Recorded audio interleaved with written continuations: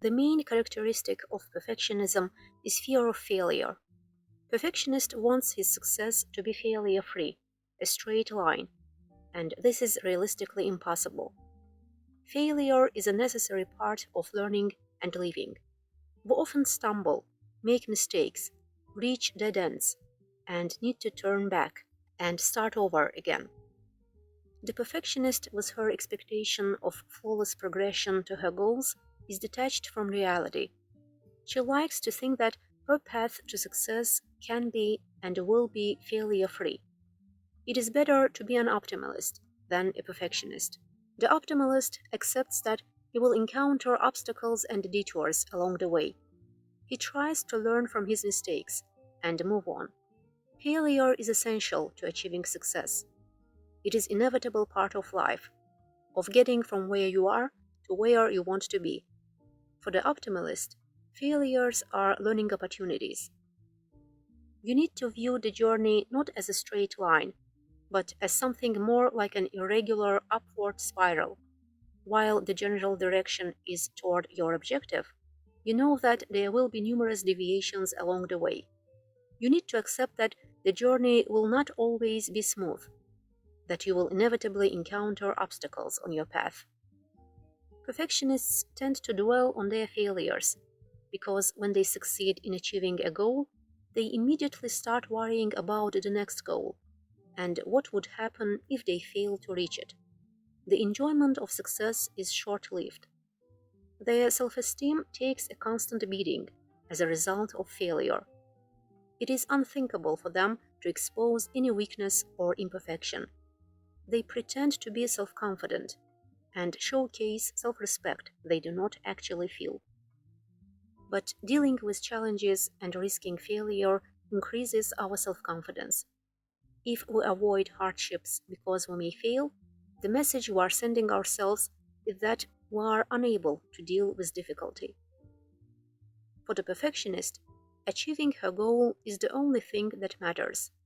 The process of getting there, the journey, is meaningless to her. That's why the perfectionist's life is a kind of a rat race. She is unable to enjoy the here and now. Perfectionist misses everything that matters because she is only focused on her ultimate goal. It's like slipping through life, while the optimalist enjoys the process of getting to his destination, the journey. We shouldn't be so obsessively focused on our goal, so that the rest of life ceases to matter. Life is mostly about what you do on your way to your destination, and you probably want to be fully awake as your own life unfolds. The perfectionist's obsession with the destination and her inability to enjoy the journey eventually saps her desire and motivation, so that she is less likely to put in the hard work necessary for success. The perfectionist is never satisfied. He has trouble appreciating and enjoying his achievements. He consistently sets goals and standards that are just impossible to meet. He takes accomplishments for granted.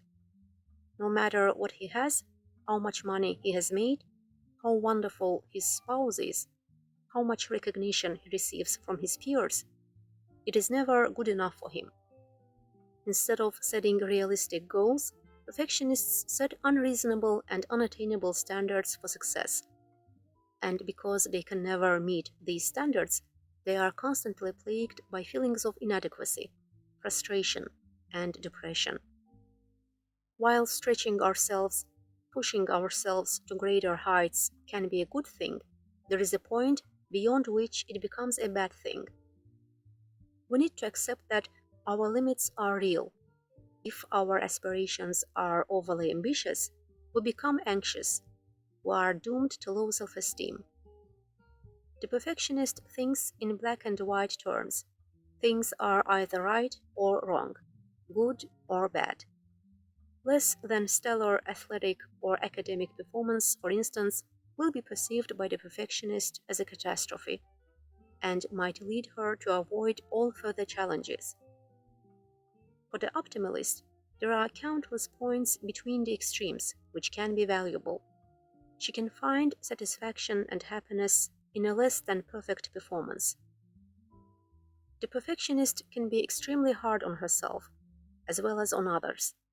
When she makes mistakes, when she fails, she is unforgiving. She has this idea that work that is not done perfectly is not worth doing at all. But not all jobs are equally important, and not all require equal attention. Change is the enemy. Spontaneity and improvisation are too risky. Playfulness is unacceptable. Feelings are irrelevant. The perfectionist tries to control every aspect of his life because he fears that if he were to relinquish some control, his world would fall apart. If he needs to get something done at work or elsewhere, he prefers to do it himself. He does not trust other people unless he is certain that they will follow his instructions to the letter. He can't just let go. Perfectionists who focus on the negative are so afraid of doing something wrong that they often refrain from action, conform to the status quo, and end up doing nothing.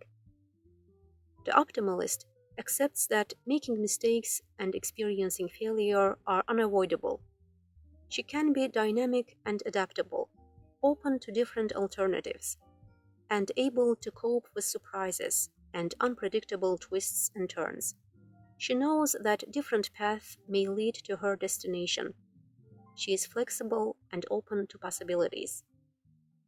Perfectionist does not distinguish minor failures from major ones. Virtually every situation has within it the potential for catastrophe. As a result of obsessively worrying about these catastrophes that are just around the corner, the perfectionist experiences anxiety. You can enjoy the journey while remaining focused on your destination. While you may not necessarily experience a smooth, easy ride to success, you struggle, you fall, you have your doubts, and you experience pain at times. Your overall journey is far more pleasant. It is impossible to do it all, or to have it all. If you are to be realistic, you will have to settle for an optimally balanced life. The healthy thing is to recognize and accept that human nature has certain constraints. We have instincts, inclinations, and to make the most of our nature, we need to accept it for what it is. Perfectionists suppress and eradicate painful emotions, but painful emotions are an inevitable part of being alive. We need to give room for sadness and pain. We don't have to radiate joy 24/7. Try to be open to the variety of experiences and emotions that life has to offer. Experience and express your emotions by crying when you need to, by sharing your feelings with your friends, for example. Accepting emotions does not mean that we accept the behaviors that might spring from them. For example, you can experience envy toward your friend and yet still act with kindness toward him. You can experience anxiety before a public speech and still choose to deliver it.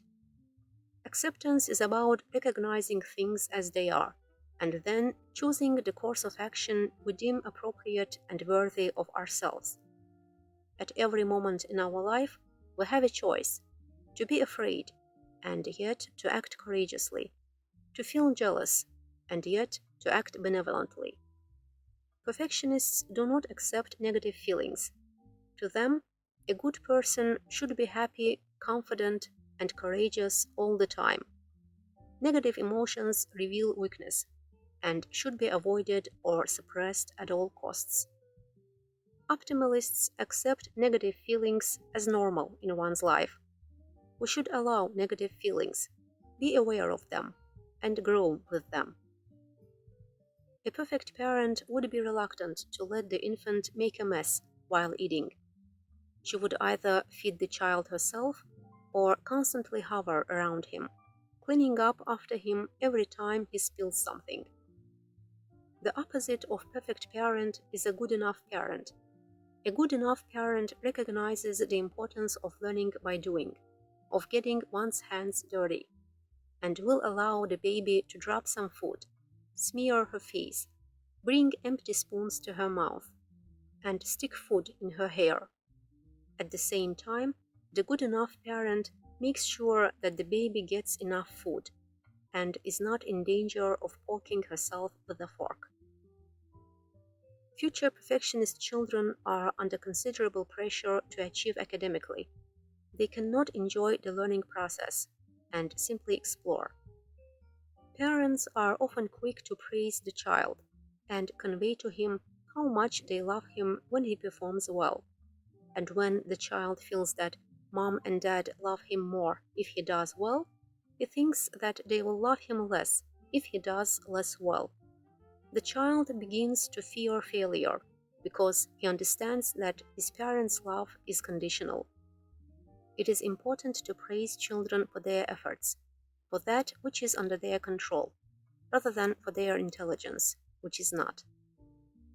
We need to emphasize the process, the hard work, the effort, the enjoyment of the journey, the importance of failures as learning opportunities, rather than the raw achievement and the outcome.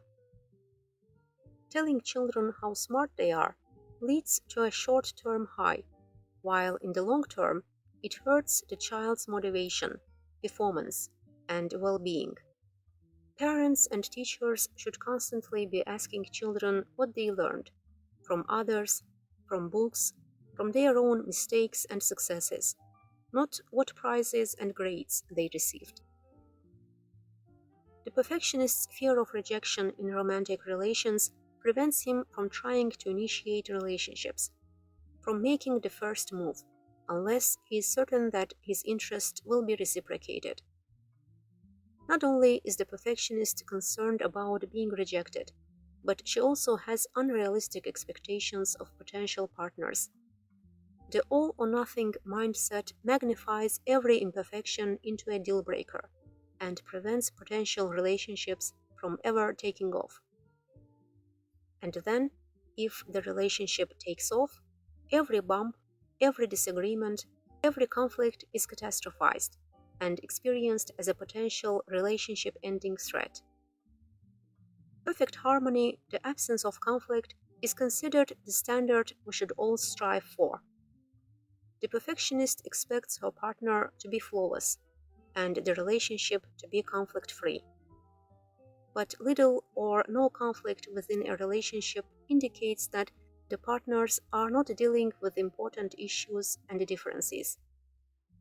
Given that no person or partnership is perfect, absence of conflict indicates that the partners are avoiding challenges, running away from confrontations, rather than learning from them. Perfect love does not exist. While it is pleasant to be admired by your partner as the epitome of perfection, it is also liberating not to be placed on a pedestal. We need to replace the illusion of perfection with loving acceptance. Love is in the details. Lasting love is not founded on the lavish one-week cruise or the 9-carat diamond, but rather on the day-to-day ordinary expressions of love. I give this book 10 points out of 10. I absolutely loved it.